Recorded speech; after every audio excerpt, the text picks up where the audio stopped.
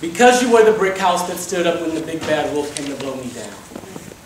And if home is where the heart is, then your heart is my home. Because at the age of 6, all I could muster up were forts made of straw and stick with. Your heart made of brick is the only place where I choke up. Not with the tears of my own pain, but the love that you suffocate me with until I become larger than that brick house you held me in. I'll become Superman. I can leap bounds and move mountains. You see no flaw in me and eliminated the ones that even everyone else attempted to miscalculate, like your son, the accountant. Took his digital divider to devise some fucked up reason as to why it was wrong for this little pig to not like his with wigs, but your only equation read, I don't give a fuck, because you are not an accountant. With a single breath, you inhaled that adversity and huffed blue beauty back into my body, and that brick stacked itself back around my heart to stop that wolf that called himself a father. And with a single ounce of faith, you take that cup of empty promise given to me by the board whom fought so hard, produced by your womb, who fought so hard to have me into only fulfilling possibilities, and that faith is always in you. I see the light that emanates from you, and it hits me so hard until I become transparent.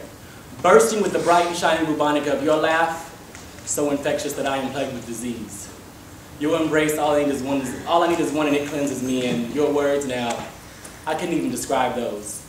There is no simile, idiom, metaphor poured from my lips as you fill my cup to the brim with your wisdom to explain the countless times that I have quenched my thirsty throat, because as you define the laws of a woman, of a mother, and of a grandmother, you defy the laws of my gravity with the pedestal I place you on, which shoots through time and space only to reach the proximity of the suns with the divine light you cast will connect with its rays, and my skin might have a chance to just make contact with even a single photon. Because as you define the laws of a woman, of a mother, and of a grandmother, you defy the laws of feeding this kid lies as they filled me with half-truths, and as I ran to you not even halfway, there you were with the other half to give so that a part of me would not feel broken.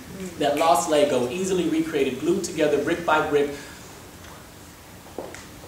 that lost Lego, easily recreated, brick by brick, glued together with the love you spit on each slab until all you do is sit and wait for me. So you can speak me into existence, coerce me in your spirit, and convince the rest of the world that I am the one that would like to know. And to the point that time slows down, just trying to listen to maybe a few words we have to exchange between one another. So one day my mother herself might ride past in her red hood, removing her cloak to lift a faint ear and say, damn, I wish I had that effect on him the way you do, because my intent is to get this basket back to your house, but all I can seem to do is become distracted by rules. You continue to have that child hiding behind your brick barrier, and do so without caring if the sun that you managed to grow into that canvas is eclipsed by that lunar product of our earthly imperfections.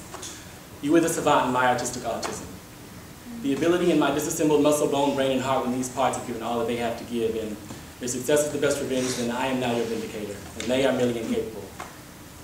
You continue to define the reason why women are the grand foundation we stand upon, the reason the goddess Athena vowed to move the earth, the grandest of the piano's tunes played by the greatest of the classical composers coming to the last note, and the strings left strumming on my heart played by the symphony of your words.